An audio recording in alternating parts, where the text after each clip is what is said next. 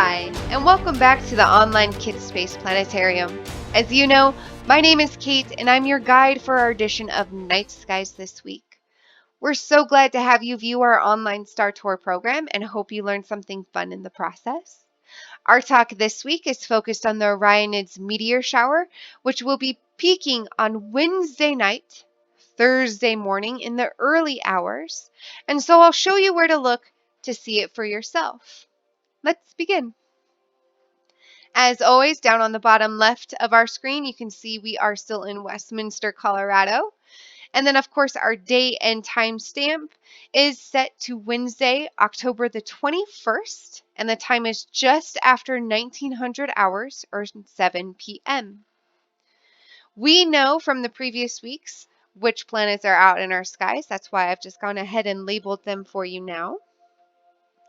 And we also know that these planets, the moon, the sun, and all of the stars that we see rise out of the east to set in the west.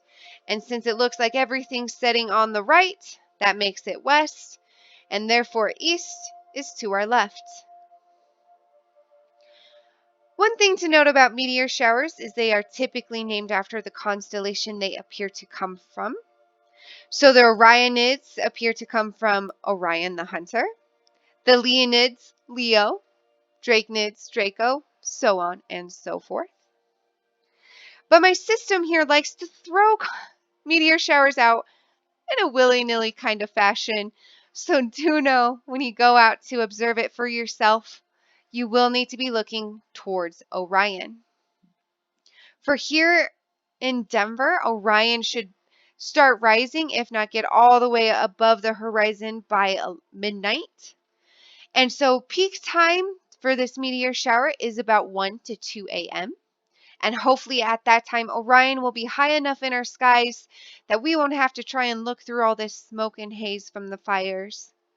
And he is actually now above our eastern skies there. Some of you may already spot him out. He's very easy to see. But if not, no worries. I'll show you where to look. So I'm going to go ahead and select what is famous for Orion is his belt stars. He has those 3 stars right next to each other in the sky. That is made of very popular folklore and everything. And from there, it's like we're in the middle of an hourglass. So up above, we have the red star Betelgeuse, which means right armpit. Next to Betelgeuse, we have Bellatrix, the left armpit. Down below, we have Rigel, the left foot. And Safe, the right foot. Now I'm going to go ahead and bring up his constellation line, as here in Denver, the rest of Orion is going to be really hard for us to see with all the city lights. But you can see from Bellatrix, he's holding out a shield, and directly above his head, there from Betelgeuse, he's holding his sword. Some systems, like my system here, show a little different.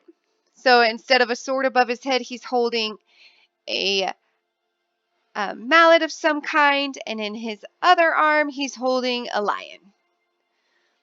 But the story in the night sky is that Orion is actually battling Taurus the Bull.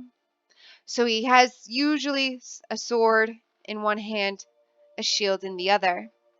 To find Taurus the Bull, we are going to go draw a line through the belt stars and shoot straight over to his red eye, known as Aldebaran.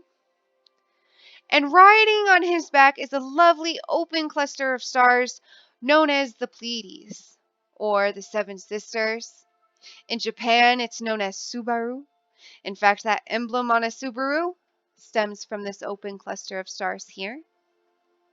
And the story goes is that Orion fell in love with the Seven Sisters, and he wanted their affection in return. But their father, Atlas, the man who holds up the earth, did not like Orion. And so he wanted to make sure Orion was always at a safe distance from his daughters.